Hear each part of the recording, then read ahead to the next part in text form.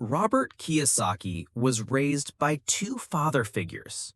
His biological father, poor dad, highly educated, held a PhD, and attended elite universities on scholarships. He valued traditional education and stable employment. His best friend's father, rich dad, had little formal education but became one of the wealthiest men in Hawaii through smart investing and business thinking. Although both men worked hard and earned decent incomes, their philosophies on money were completely different. One died poor, leaving behind unpaid bills. The other died rich, leaving millions to his family and charities. They both influenced Robert deeply, but gave very different advice, especially when it came to education, money, and success.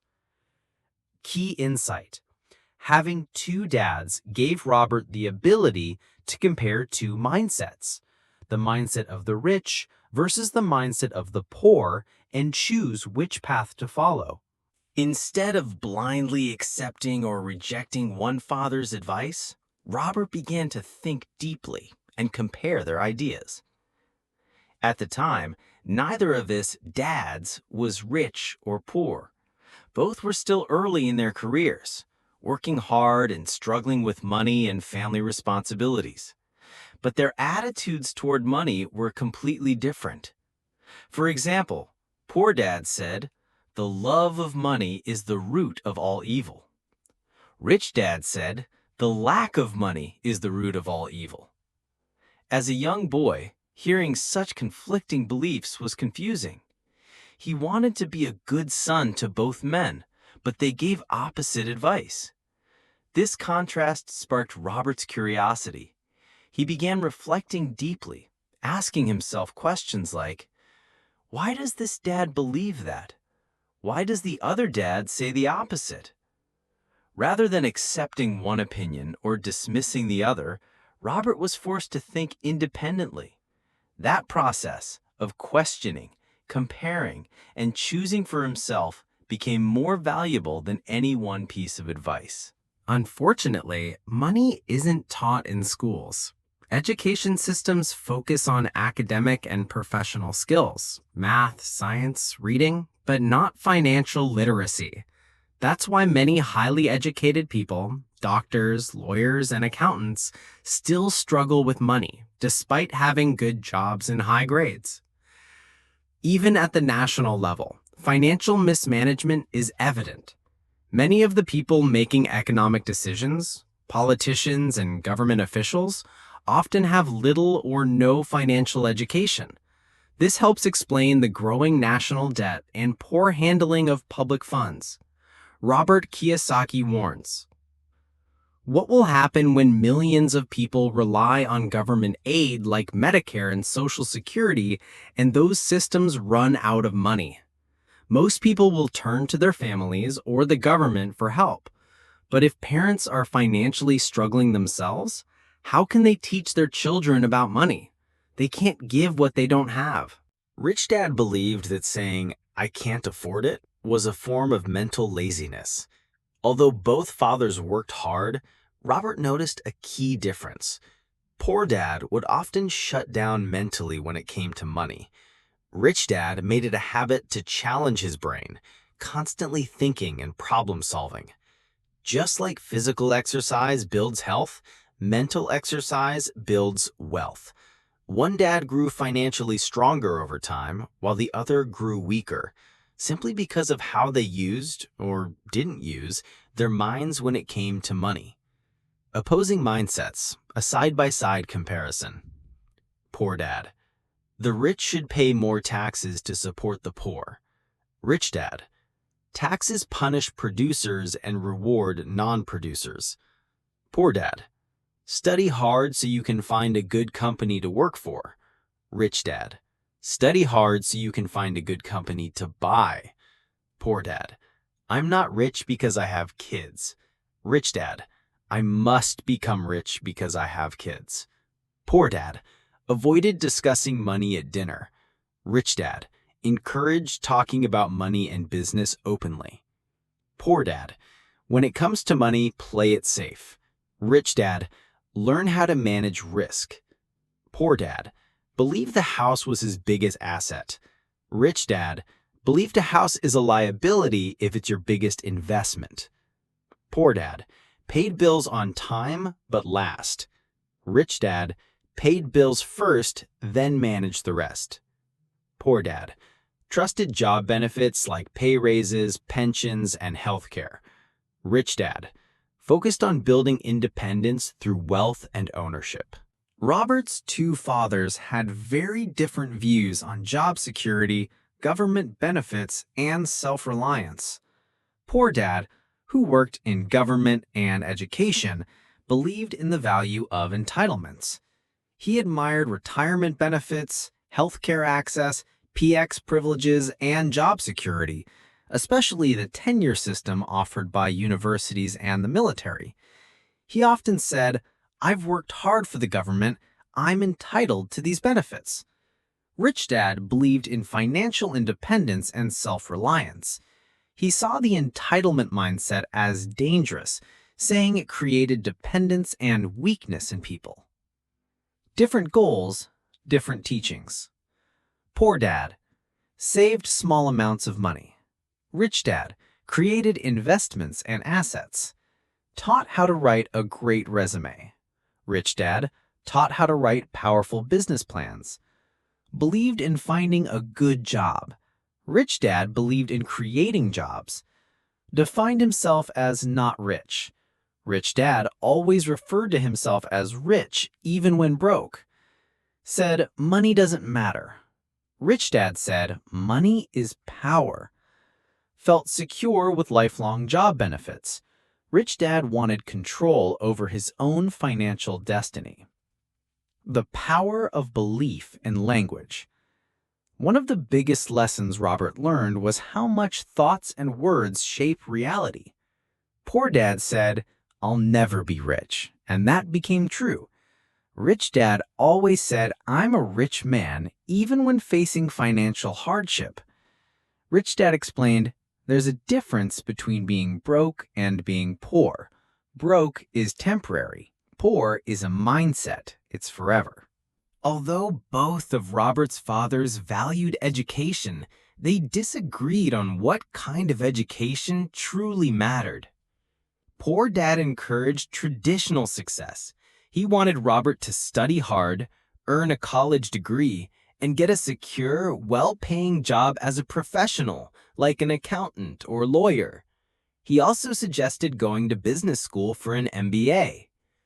Rich Dad, on the other hand, said, "I don't work for money. Money works for me."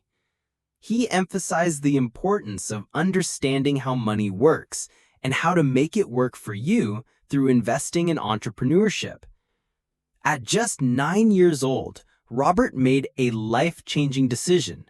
He chose to learn from Rich Dad, even though Poor Dad had all the degrees and titles.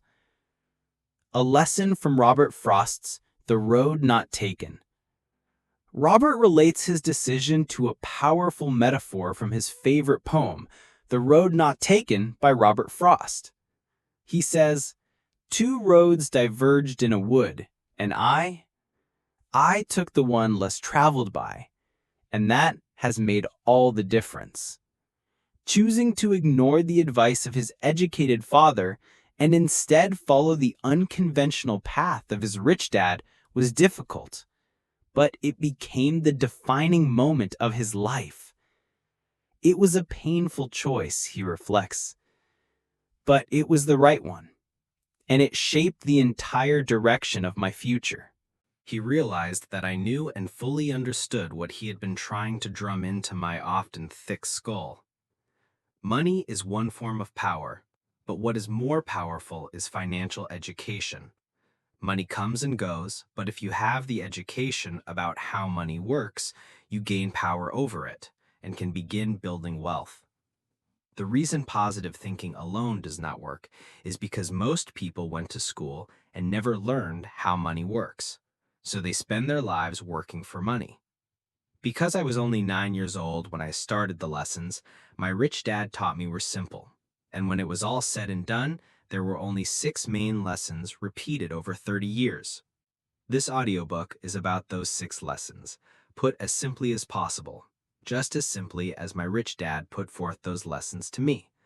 The lessons are meant not to be answers, but guideposts that will assist you and your children to grow wealthier no matter what happens in a world of increasing change and uncertainty. Chapter 1. Lesson 1. The rich don't work for money. The poor and the middle class work for money.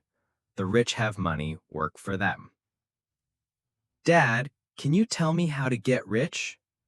My dad put down the evening paper. Why do you want to get rich, son? Because today, Jimmy's mom drove up in their new Cadillac, and they were going to their beach house for the weekend. He took 3 of his friends, but Mike and I weren't invited. They told us we weren't invited because we were poor kids. They did? My dad asked incredulously. Yeah, they did, I replied in a hurt tone. My dad silently shook his head, pushed his glasses up the bridge of his nose, and went back to reading the paper. I stood waiting for an answer. The year was 1956. I was 9 years old. By some twist of fate, I attended the same public school where the rich people sent their kids. We were primarily a sugar plantation town. The managers of the plantation and the other affluent people, such as doctors and business owners, at Roberts Elementary School, many of the kids were from wealthy families, sons of business owners, bankers, and plantation managers. After 6th grade, most of them would head off to elite private schools, but not Robert. Because his family lived just on the other side of the street, he stayed in the public school system. Had his house been a few blocks over, he would have gone to school with children whose lives were more like his, modest and middle class. That invisible line made a real difference. Use your head, son. After hearing Robert's question, how do I become rich? His dad finally set down the newspaper. He said slowly, well, son, if you want to be rich, you have to learn to make money. Robert asked, how do I make money? His father smiled and replied, use your head, son. But even at 9 years old, Robert could tell what that meant. That's all I'm going to say. Or maybe I don't actually know. Either way, it was clear he'd have to figure it out himself. A new partnership is born. The very next morning, Robert shared his dad's advice with his best friend, Mike. They both knew something important. They were different from the other kids. Not truly poor, but definitely not rich either. Other boys at school had new baseball gloves, new bikes, new everything. Robert and Mike had just the basics: food, shelter, and clothes. Nothing more. Robert's dad always said, if you want something, work for it. But as 9-year-old boys, that wasn't easy. There weren't many jobs for kids their age. So Mike asked, what do we do to make money? Robert replied, I don't know, but do you want to be my partner? Mike agreed. The spark of creativity. That Saturday, they formed their first business partnership. They spent the whole morning brainstorming ideas, trying to come up with ways to make money. Sure, they occasionally got distracted, imagining the fun the other boys were having at Jimmy's beach house. It stung, but the pain became fuel, motivating them to keep thinking, keep trying, and find their own path to wealth. Quote, that hurt was good because it inspired us to keep going. After days of thinking, inspiration finally struck. That afternoon, Mike remembered something he'd read in a science book, and suddenly everything clicked. They had a plan. They shook hands, sealing their first real business idea: the neighborhood collection. For several weeks, Robert and Mike went door to door asking neighbors to save their empty toothpaste tubes. Back then, toothpaste came in lead and tin metal tubes, not plastic. Most adults looked confused, but humored them. Some asked, "What are you boys doing with these?" Their answer was always the same: "We can't tell you. It's a business secret." A growing problem at home. The two boys had chosen a spot next to Robert's mom's washing machine as their storage area. Bit by bit, their stockpile of used toothpaste tubes grew, collected in a large cardboard ketchup box. But Robert's mom wasn't thrilled. Eventually, the sight and smell of a growing pile of crumpled, messy metal tubes got to her. "What are you boys doing? And I don't want to hear it. It's a business secret again."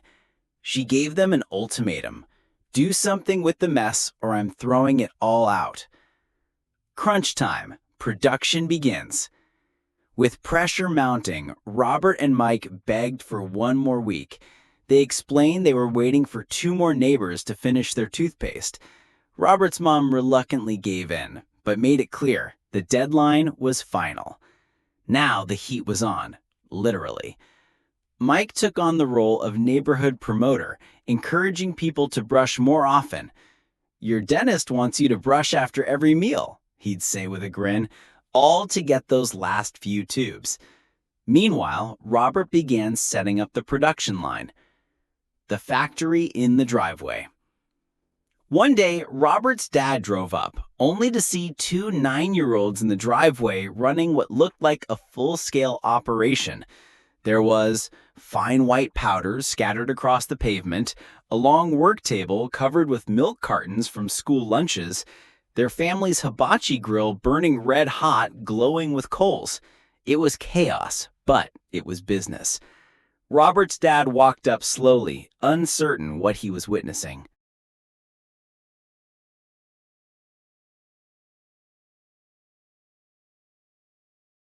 Robert's dad had to park the car at the base of the driveway.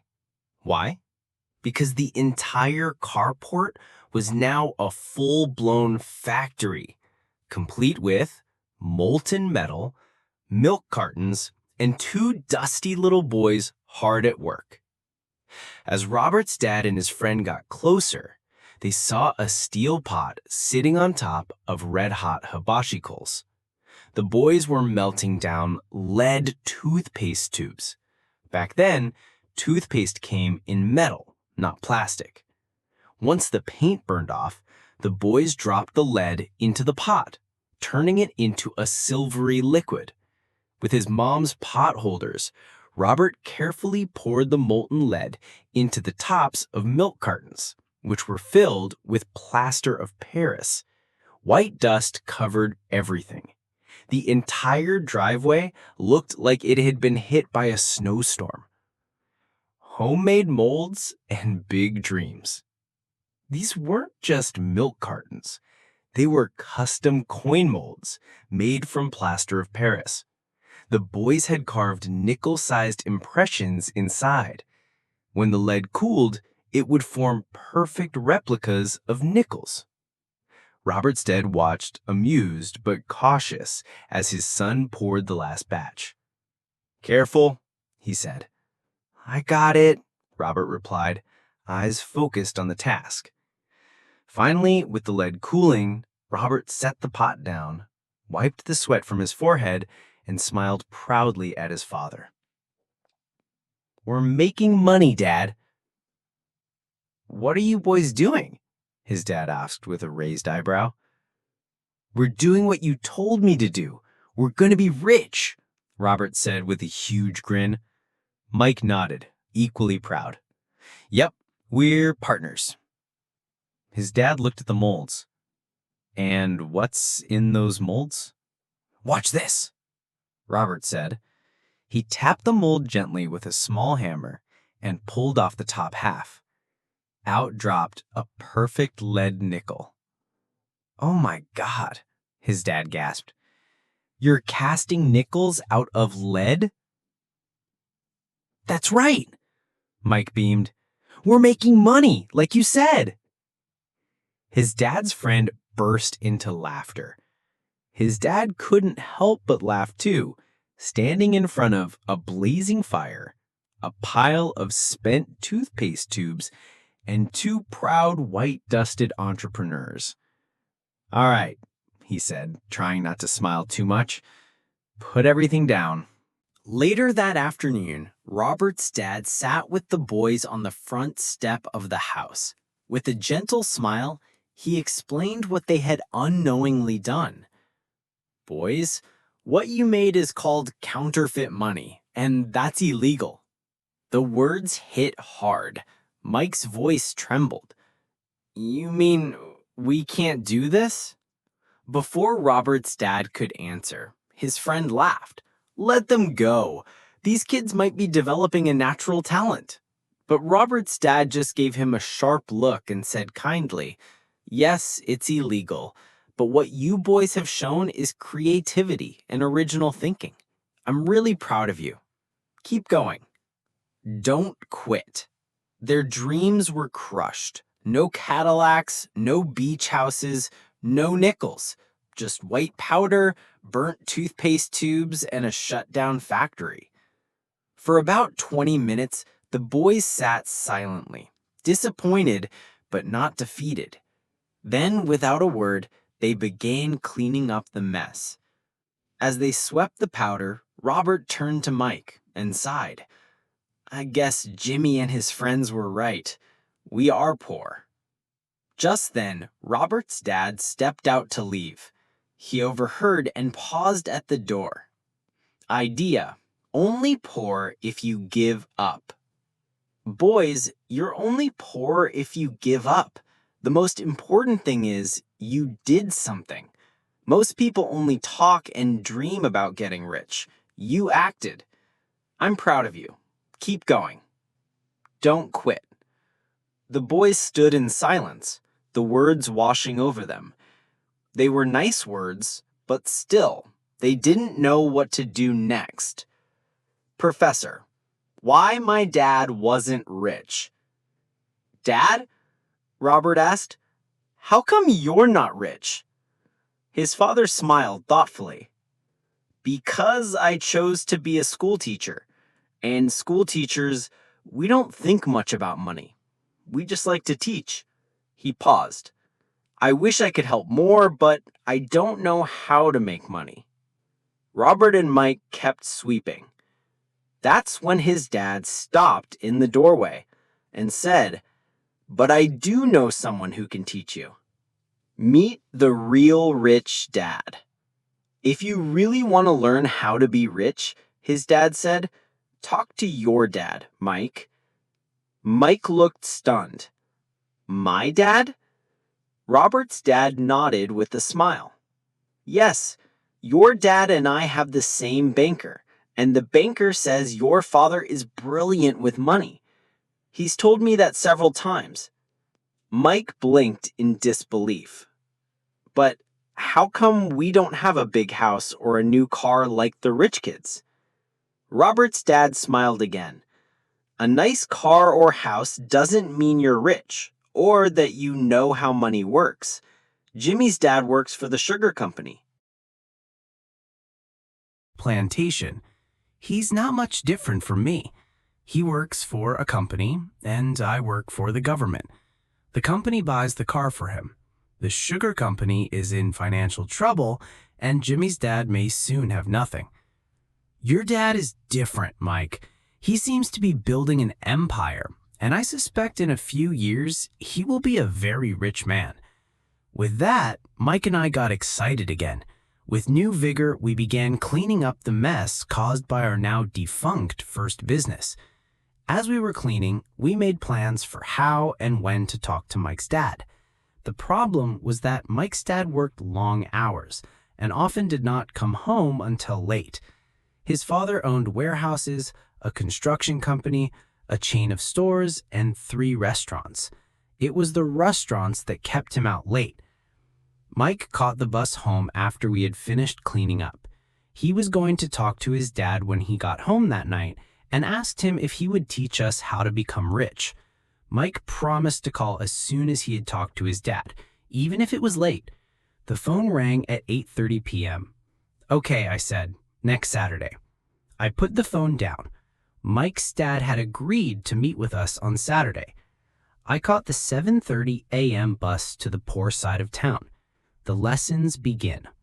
Mike and I met with his dad that morning at 8 o'clock.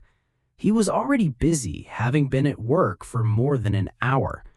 His construction supervisor was just leaving in his pickup truck as I walked up to his simple, small, and tidy home. Mike met me at the door. "Dad's on the phone and he said to wait on the back porch," Mike said as he opened the door. The old wooden floor creaked as I stepped across the threshold of the aging house. There was a cheap mat just inside the door. The mat was there to hide the years of wear from countless footsteps that the floor had supported. Although clean, it needed to be replaced. I felt claustrophobic as I entered the narrow living room that was filled with old, musty, overstuffed furniture that today would be collector's items. Sitting on the couch were two women, both a little older than my mom. Across from the women sat a man in workman's clothes. He wore khaki slacks and a khaki shirt, neatly pressed but without starch, and polished work boots. He was about 10 years older than my dad. They smiled as Mike and I walked past them toward the back porch. I smiled back shyly. "Who are those people?" I asked. "Oh, they work for my dad. The older man runs his warehouses, and the women are the managers of the restaurants. And as you arrived, you saw the construction supervisor who was working on a road project about 50 miles from here. His other supervisor, who was building a track of houses, left before you got here." "Does this go on all the time?" I asked. "Not always, but quite often," said Mike, smiling as he pulled up a chair to sit down next to me. "I asked my dad if he would teach us to make money," Mike said. "Oh, and what did he say to that?" I asked with cautious curiosity. "Well, he had a funny look on his face at first, and then he said he would make us an offer." "Oh," I said, rocking my chair back against the wall. I sat there perched on two rear legs of the chair. Mike did the same thing. "Do you know what the offer is?" I asked. "No, but we'll soon find out." Suddenly, Mike's dad burst through the rickety screen door and onto the porch. Mike and I jumped to our feet, not out of respect, but because we were startled. "Ready, boys?" he asked as he pulled up a chair to sit down with us.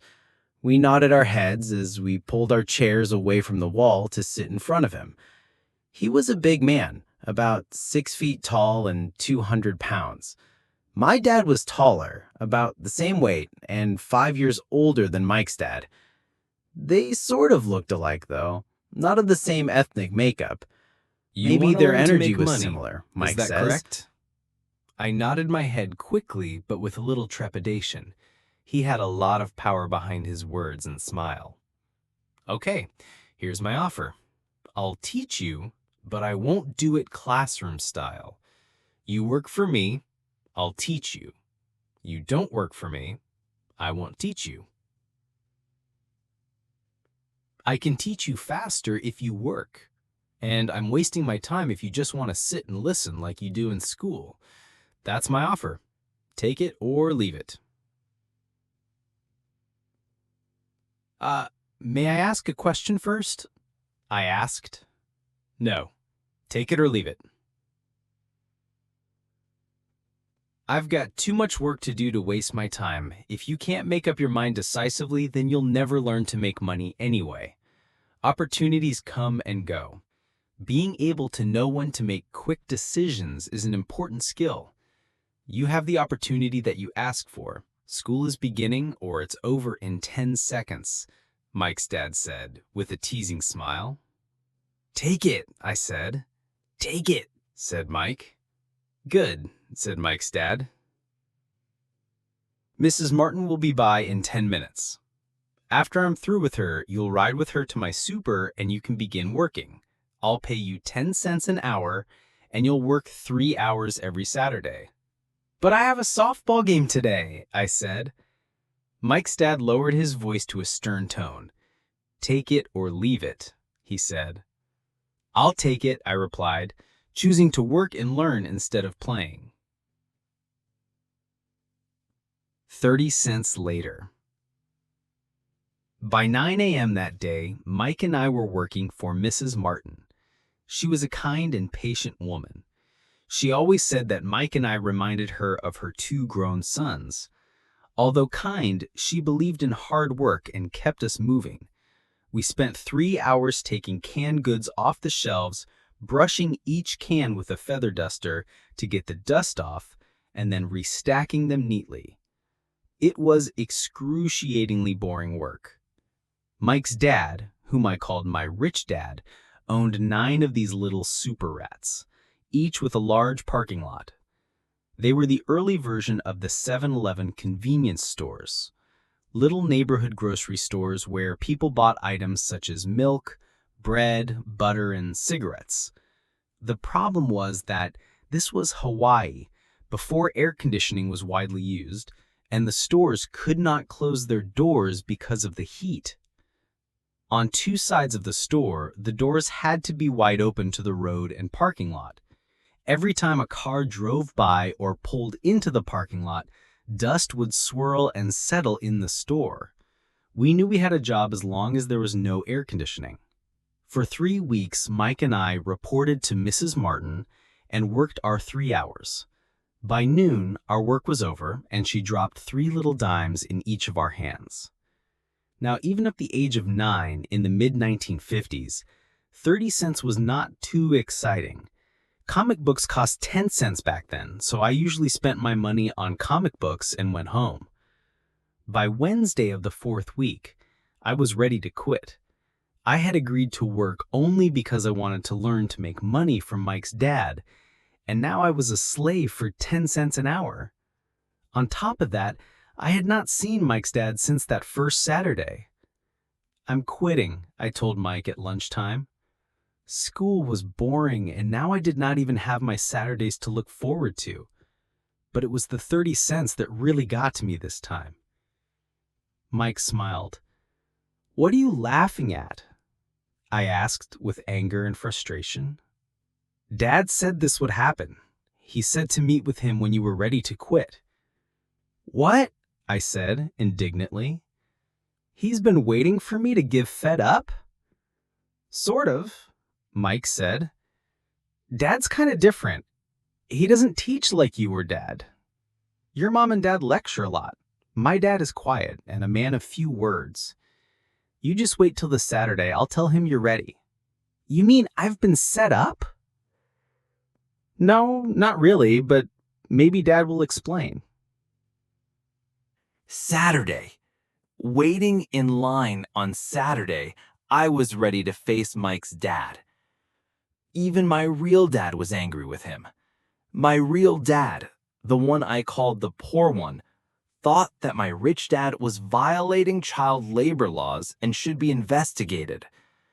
My educated poor dad told me to demand what I deserve, at least 25 cents an hour. My poor dad told me that if I did not get a raise, I was to quit immediately. You don't need that damn job anyway, said my poor dad with indignation. At 8 o'clock Saturday morning, I walked through the door of Mike's house when Mike's dad opened it. Take a seat and wait in line, he said as I entered. He turned and disappeared into his little office next to a bedroom. I looked around the room and didn't see Mike anywhere. Feeling awkward, I cautiously sat down next to the same 2 women who were there 4 weeks earlier. They smiled and slid down the couch to make room for me. 45 minutes went by and I was steaming. The 2 women had met with him and left 30 minutes earlier. An older gentleman was in there for 20 minutes and was also gone. The house was empty, and here I sat, in a musty, dark living room on a beautiful, sunny Hawaiian day, waiting to talk to a cheapskate who exploited children. I could hear him rustling around the office, talking on the phone, and ignoring me. I was ready to walk out, but for some reason I stayed. Finally, 15 minutes later, at exactly 9 o'clock, Rich Dad walked out of his office, said nothing, and signaled with his hand for me to enter. "I understand you want a raise or you're going to quit," Rich Dad said as he swiveled in his office chair. "Well, you're not keeping your end of the bargain," I blurted out, nearly in tears. It was really frightening for me to confront a grown-up. "You said that you would teach me if I worked for you." "Well, I've worked for you. I've worked hard. I've given up my baseball games to work for you. But you haven't kept your word and you haven't taught me anything. You are a crook like everyone in town thinks you are. You're greedy. You want all the money and don't take care of your employees. You made me wait and don't show me any respect. I'm only a little boy, but I deserve to be treated better." Rich Dad rocked back in his swivel chair, hands up to his chin, and stared at me. "Not bad," he said. "In less than a month, you sound just like most of my employees." "What?" I asked, not understanding what he was saying. I continued with my grievance. "I thought you were going to keep your end of the bargain and teach me. Instead, you want to torture me. That's cruel. That's really cruel." "I am teaching you," Rich Dad said quietly. "What have you taught me?" "Nothing," I said angrily. "You haven't even talked to me once since I'd agreed to work for peanuts, 10 cents an hour. I should notify the government about you. We have child labor laws, you know. My dad works for the government, you know." "Wow," said Rich Dad. "Now you sound just like most of the people who used to work for me, people I've either fired or who have quit." "So what do you have to say?"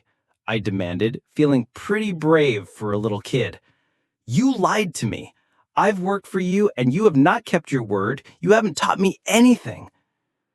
"How do you know that I have not taught you anything?" asked Rich Dad calmly. "Well, you've never talked to me. I've worked for 3 weeks and you have not taught me anything," I said with a pout. "Does teaching mean talking or a lecture?" Rich Dad asked. "Well, yes," I replied. "That's how they teach you in school." He said, smiling, "But that is not how life teaches you, and I would say that life is the best teacher of all. Most of the time, life does not talk to you. It just sort of pushes you around. Each push is life saying, 'Wake up, there's something I want you to learn.'" "What is this man talking about?" I asked myself silently. Life pushing me around? Was life talking to me? Now I knew I had to quit my job. I was talking to someone who needed to be locked up. If you learn life's lessons, you will do well. If not, life will just People do, continue to push but you that's around. all they do. Waiting for a raise, thinking that more money will solve their problems. Most just accept it, and some take a second job working harder, but again, accepting a small paycheck. I sat staring at the floor, beginning to understand the lesson Rich Dad was presenting. I could sense it was a taste of life. Finally, I looked up and asked, "So what will solve the problem?" "This," he said, leaning forward in his chair and tapping me gently on the head. "This stuff between your ears." It was at that moment that Rich Dad shared the pivotal point of view that separated him from his employees and my poor dad, and led him to eventually become one of the richest men in Hawaii, while my highly educated but poor dad struggled financially all his life. It was a singular point of view that made all the difference over a lifetime. Rich Dad said this point of view over and over, which I call lesson number 1. The poor and the middle class work for money. The rich have money work for them. On that bright Saturday morning, I learned a completely different point of view from what I had been taught by my poor dad. At the age of 9, I understood that both dads wanted me to learn, both dads encouraged me to study, but not the same things. My highly educated dad recommended that I do what he did. Son, I want you to study hard, get good grades so you can find a safe, secure job with a big company, and make sure it has excellent benefits. My rich dad wanted me to learn how money works so I could make it work for me. These lessons I would learn through life with his guidance, not because of a classroom. My rich dad continued, "My first lesson, I'm glad you got angry about working for 10 cents an hour. If you hadn't got angry and simply accepted it, I would have had to tell you that I could not teach you. You see, true learning takes energy, passion, and a burning desire. Anger is a big part of that formula. For passion is anger and love combined. When it comes to money, most people want to play it safe and feel secure. So passion does not direct them. Fear does. So is that why they'll take jobs with low pay?" I asked.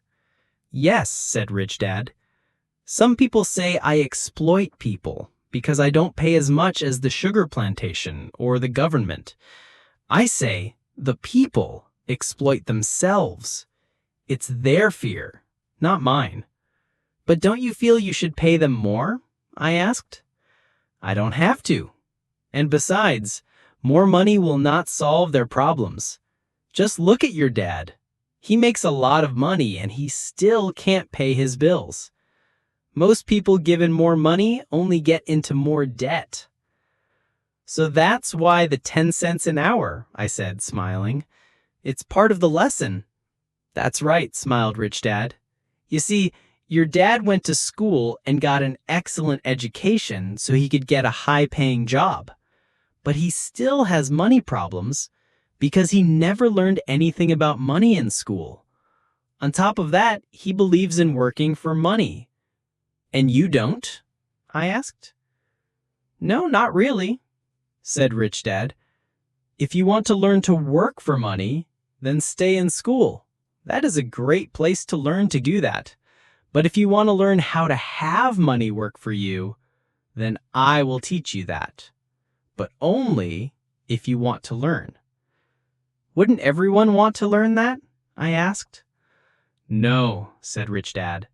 "Simply because it's easier to learn to work for money, especially if fear is your primary emotion when the subject of money is discussed."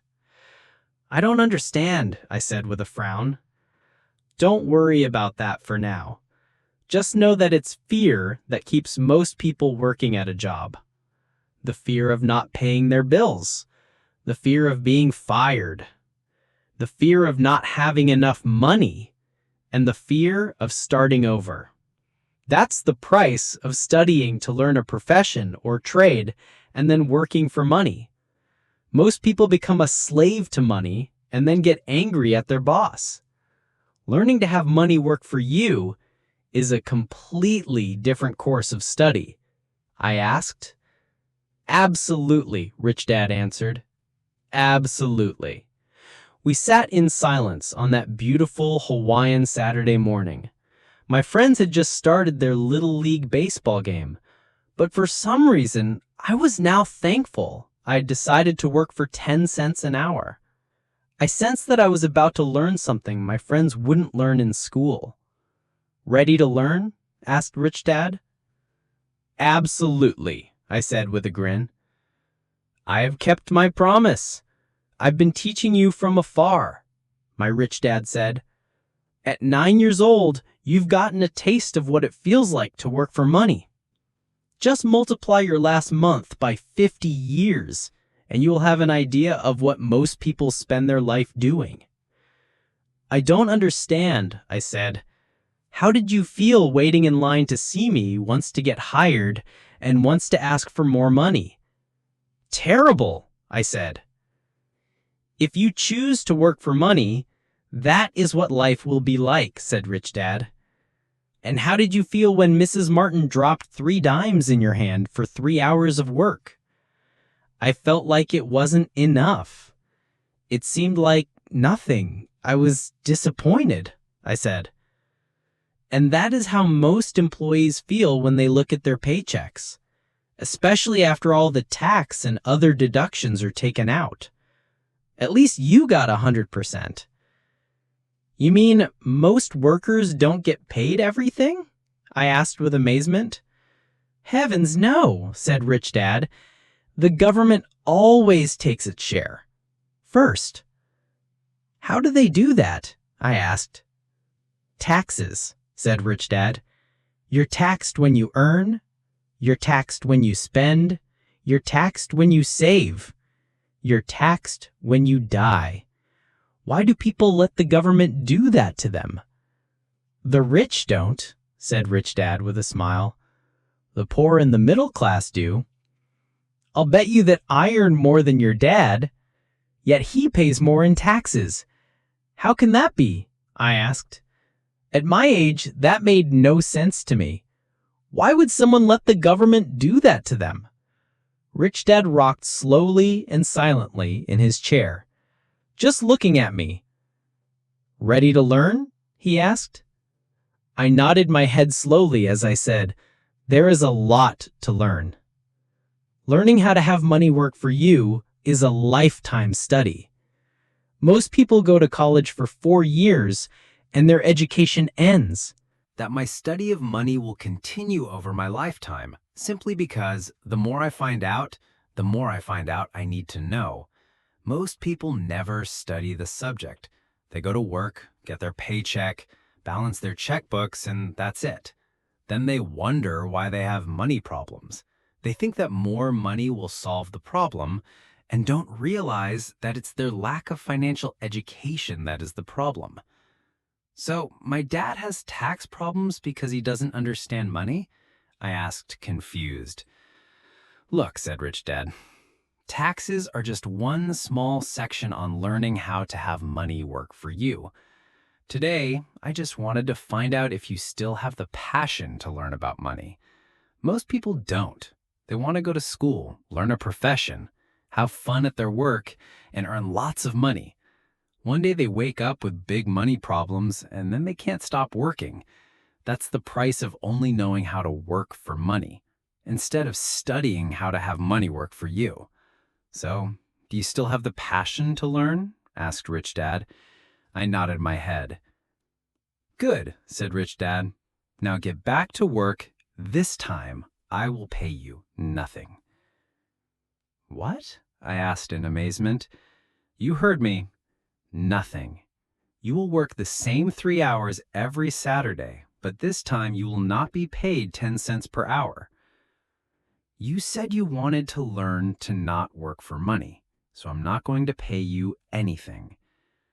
I couldn't believe what I was hearing. I've already had this conversation with Mike, and he's already working dusting and stacking canned goods for free. You better hurry and get back there. That's not fair, I shouted. You've got to pay something. You said you wanted to learn. If you don't learn this now, you'll grow up to be like the 2 women and the older man sitting in my living room working for money and hoping I don't fire them. Or, like your dad, earning lots of money only to be in debt up to his eyeballs, hoping more money will solve the problem.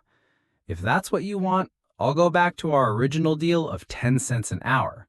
Or you can do what most adults do, complain that there is not enough pay, quit, and go looking for another job. But what do? I asked. Rich Dad tapped me on the head. Use this, he said. If you use it well, you will soon thank me for giving me an opportunity, and you will grow into a rich man. I stood there, still not believing what a raw deal I was handed. I came to ask for a raise, and somehow I was instead working for nothing? Rich Dad tapped me on the head again and said, use this. Now get out of here and get back to work. Lesson number 1. The rich don't work for money. I didn't tell my poor dad I wasn't being paid. He wouldn't have understood. And I didn't want to try to explain something I didn't understand myself. For 3 more weeks, Mike and I worked 3 hours every Saturday for nothing. The work didn't bother me, and the routine got easier. But it was the missed baseball games and not being able to afford to buy a few comic books that got to me. Rich Dad stopped by at noon on the 3rd week. We heard his truck pull up in the parking lot and sputter when the engine was turned off. He entered the store and greeted Mrs. Martin with a hug. After finding out how things were going in the store, he reached into the ice cream freezer, pulled out 2 bars, paid for them, and signaled to Mike and me. "Let's go for a walk, boys." We crossed the street, dodging a few cars, and walked across a large grassy field where a few adults were playing softball. Sitting down at a lone picnic table, he handed Mike and me the treats. "How's it going, boys?" "Okay," Mike said. I nodded in agreement. "Learn anything yet?" Rich Dad asked. Mike and I looked at each other, shrugged our shoulders, and shook our heads in unison, avoiding one of life's biggest traps. "Well, you boys had better start thinking. You're staring at one of life's biggest lessons. If you learn it, you'll enjoy a life of great freedom and security. If you don't, you'll wind up like Mrs. Martin and most of the people playing softball in this park. They work very hard for little money, clinging to the illusion of job security and looking forward to a 3-week vacation each year and maybe a skimpy pension after 45 years of service. If that excites you, I'll give you a raise to 25 cents an hour. But these are good, hardworking people. Are you making fun of them?" I demanded. A smile came over Rich Dad's face. "Mrs. Martin is like a mother to me. I would never be that cruel. I may sound unkind because I'm doing my best to point something out to the 2 of you. I want to expand your point of view so you can see something most people never have the benefit of seeing because their vision is too narrow. Most people never see the trap they are in." Mike and I sat there, uncertain of his message. He sounded cruel, yet we could sense he was trying to drive home a point. With a smile, Rich Dad said, "Doesn't that 25 cents an hour sound good? Doesn't it make your heart beat a little faster?" I shook my head no, but it really did. 25 cents an hour would be big bucks to me. "Okay, I'll pay you $1 an hour," Rich Dad said with a sly grin. Now my heart started to race. My brain was screaming, "Take it! Take it!" I couldn't believe what I was hearing. Still, I said nothing. "Okay, $2 an hour." My little brain and heart nearly exploded. After all, it was 1956, and being paid $2 an hour would have made me the richest kid in the world.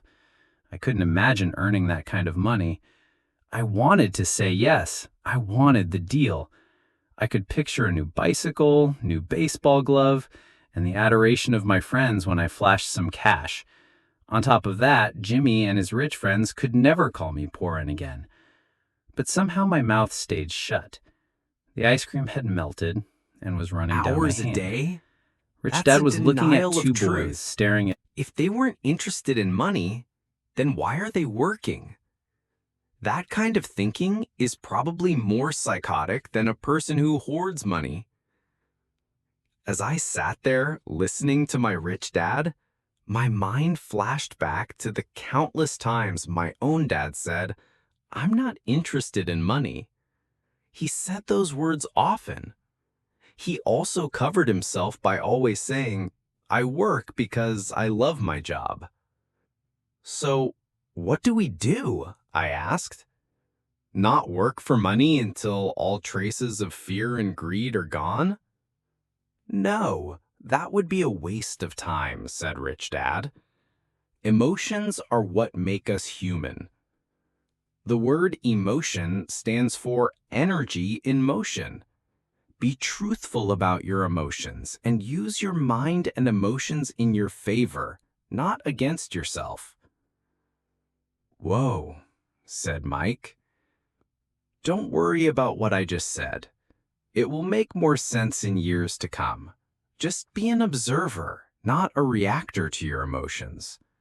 Most people do not know that it's their emotions that are doing the thinking. Your emotions are your emotions, but you've got to learn to do your own thinking. Can you give me an example? I asked.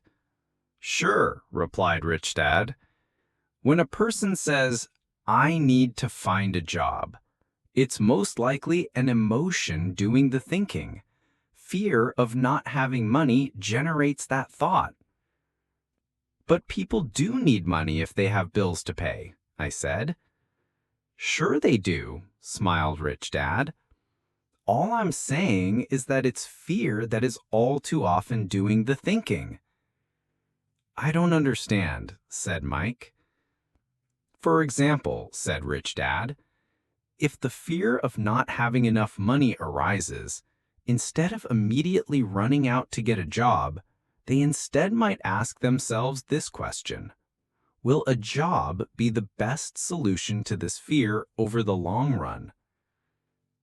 In my opinion, the answer is no. A job is really a short-term solution to a long-term problem. But my dad is always saying, stay in school and get good grades so you can find a safe, secure job, I interjected, somewhat confused.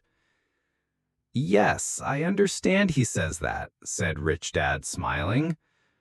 Most people recommend that, and it's a good path for most people. But people make that recommendation Primarily out of fear, you mean? My dad says that because he's afraid. Yes, said Rich Dad. He's terrified that you won't earn enough money and won't fit into society. Don't get me wrong, he loves you and wants the best for you. I too believe an education and a job are important, but it won't handle the fear. You see, that same fear that makes him get up in the morning to earn a few bucks is the fear that is causing him to be so fanatical about your going to school. So, what do you recommend? I asked. I want to teach you to master the power of money instead of being afraid of it. They don't teach that in school, and if you don't learn it, you become a slave to money. It was finally making sense. He wanted us to widen our views and to see what the Mrs. Martins of this world couldn't see. He used examples that sounded cruel at the time, but I've never forgotten them. My vision widened that day, and I began to see the trap that lay ahead for most people. You see, we're all employees ultimately. We just work at different levels, said Rich Dad. I just want you boys to have a chance to avoid the trap caused by those two emotions, fear and desire. Use them in your favor, not against you. That's what I want to teach you. I'm not interested in just teaching you to make a pile of money.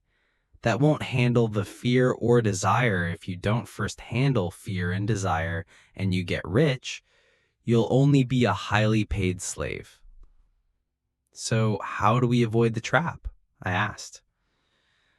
The main cause of poverty or financial struggle is fear and ignorance, not the economy or the government or the rich. It's self-inflicted fear and ignorance that keep people trapped. So you boys go to school and get your college degrees, and I'll teach you how to stay out of the trap. The pieces of the puzzle were appearing.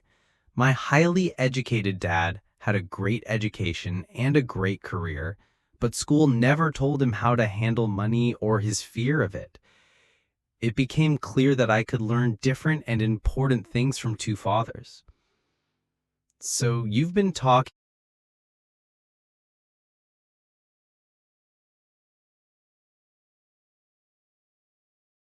about the fear of not having money. How does the desire for money affect our thinking? Mike asked. How did you feel when I tempted you with a pay raise? Did you notice your desires rising? We nodded our heads. By not giving in to your emotions, you are able to delay your reactions and think. That is important. We will always have emotions of fear and greed. From here on in, it's imperative for you to use those emotions to your advantage and for the long term, to not let your emotions control your thinking. Most people use fear and greed against themselves. That's the start of ignorance. Most people live their lives chasing paychecks, pay raises, and job security because of the emotions of desire and fear, not really questioning where those emotion-driven thoughts are leading them. It's just like the picture of a donkey dragging a cart with its owner dangling a carrot just in front of its nose. The donkey's owner may be going where he wants to, but the donkey is chasing an illusion. Tomorrow, there will only be another carrot for the donkey. You mean the moment I pictured a new baseball glove, candy, and toys, that's like a carrot to a donkey? Mike asked. Yes, and as you get older, your toys get more expensive. A new car, a boat, and a big house to impress your friends, said Rich Dad with a smile. Fear pushes you out the door, and desire calls to you. That's the trap. So what's the answer? Mike asked. What intensifies fear and desire is ignorance. That is why rich people with lots of money often have more fear, the richer they get. Money is the carrot, the illusion. If the donkey could see the whole picture, it might rethink its choice to chase the carrot.